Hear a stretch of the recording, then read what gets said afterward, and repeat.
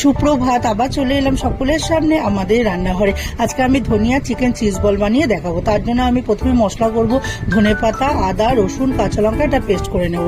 চিকেনটাকেও আমি পেস্ট করে নেব। নিয়ে এইবার আমি ভাজা মশলা করব, গোটা গরম মশলা আর সাহা জিরে, ওটাকে ভেজে গুঁড়ো করে নেব। আর আমি চিজের স্লাইসটাকে আমি 4 টুকরো করে ওটা আমি গুঁড়ো দুধ আর একটা চিলি ফ্লেক্স একদম মিশিয়ে রাখবো। এবার আমি যেটা চিকেনটা পেস্ট করেছি তার মধ্যে ধনেপাতা পেস্টটা দেবো, ভাজা মশলাটা দেবো, দিয়ে একটু নুন দেবো আর মেয়োনিজ দেবো, দিয়ে নিয়ে ভালো করে ওটা মাখিয়ে এবার বলগুলো করে তার ভেতরে একটা করে ওই চিজের স্লাইস দেবো, দিয়ে নিয়ে গোল করে বলগুলো করে নিয়ে এবার ডিমের মধ্যে চুবিয়ে নিয়ে তারপরে ব্রেড ক্রামে কোট করে নিয়ে এবার সাদা তেলে ভেজে তুলে নেব। তাহলেই তৈরি হয়ে যাবে আমার ধনিয়া চিকেন চিজ বল।